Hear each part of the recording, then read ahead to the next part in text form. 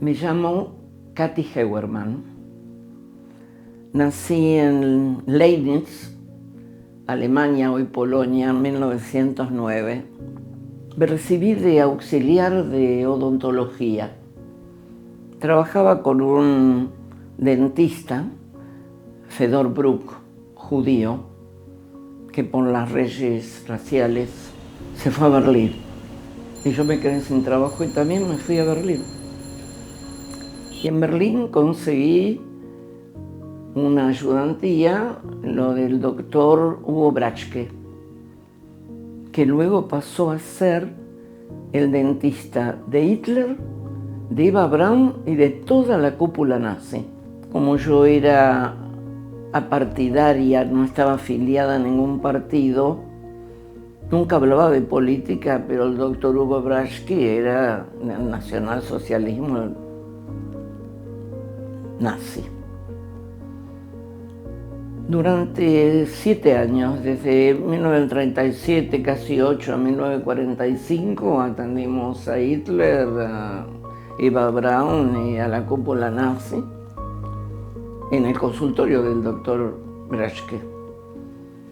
Pero cuando Hitler supo que ya estaban a las puertas de Berlín los aliados, en este caso los soldados soviéticos, tuvo mucho miedo y se refugió en el búnker del Parlamento. Ahí lo atendíamos y fue ahí cuando ya prácticamente los soldados rusos habían llegado a las puertas de la Cancillería. Se pegó un tiro y pastilla de cianuro a Eva Braun y a su perro.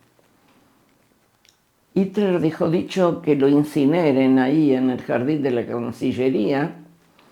No quería pasar lo mismo que le pasó a Mussolini, que lo colgaron y fue además apedreado por la muchedumbre.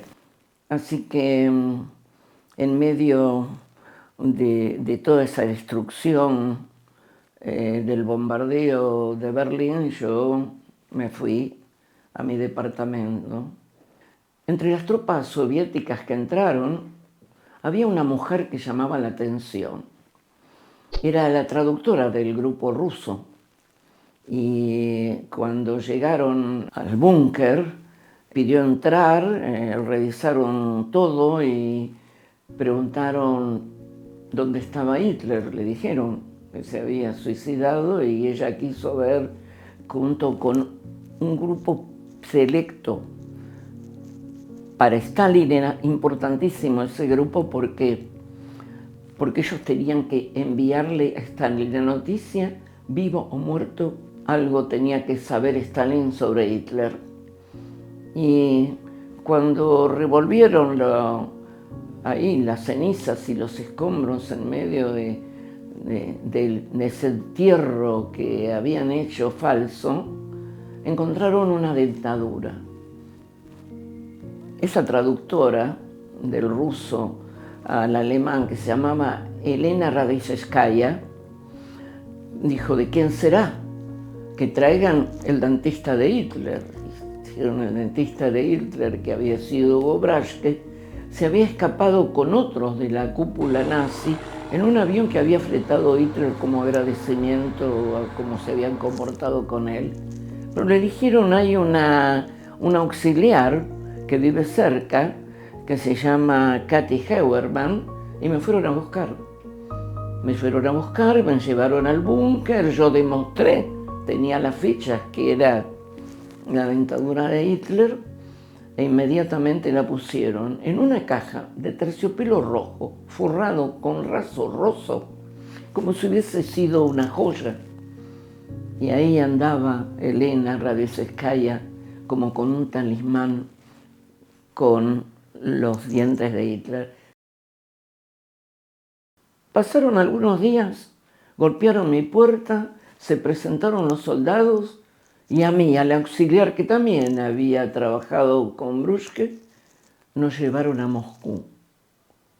Nos llevaron a Moscú en un tren de carga y durante muchos años estuvimos en las dos cárceles más crueles la de Lefortovo y la de Lubyanka. Y ahí me hicieron un juicio. Como yo, que tenía delante mío a Hitler, no le golpeé una botella en la cabeza y lo maté. No sabía si reír o llorar, yo matarlo para terminar con el nazismo. Y en ese juzgamiento me enviaron en un tren 4.500 kilómetros hasta un gulag en Siberia. Padecí frío, hambre, debilidad física, trabajos forzados. Terminó la guerra. Murió Stalin y en 1955 Adenauer llegó a un acuerdo con Rusia de intercambio de prisioneros. Entre ellos me liberaron a mí. Así que el recorrido desde Siberia, toda Rusia, atravesar Europa, llegué a Berlín, toqué el timbre para ver a mi esposo y durante 10 años no tuvieron noticias mías. Entonces me dijo ahí mi esposo que se había vuelto a casar. Decepcionada, me fui a Düsseldorf, donde seguí trabajando hasta que me morí a los 85 años de auxiliar de odontología.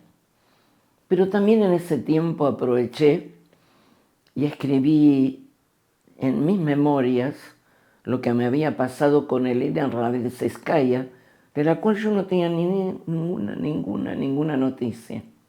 Elena Radetzkaya se había transformado en una gran escritora. Ella había sido fiel. Stalin quiso que yo esté presa para que el mundo no sepa que había muerto Hitler, que Hitler seguía en el mito y que se había refugiado en América capitalista para demostrar la justicia y terminar de una vez con ese mito del poderoso de Hitler.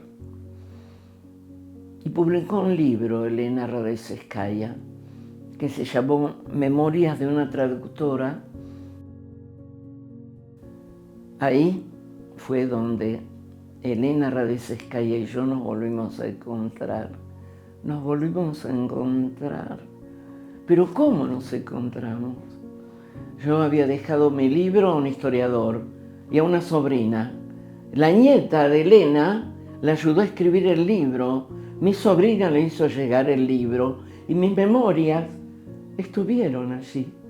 Fue por eso que nos volvimos a reencontrar. Y cuando yo supe de todo eso, me di cuenta que había triunfado la verdad sobre eso que se llama obediencia debida y había triunfado la libertad sobre la censura. Indudablemente, la dentadura de Hitler no pudo masticar esta historia, que siguió vigente y es la que les estoy contando a ustedes.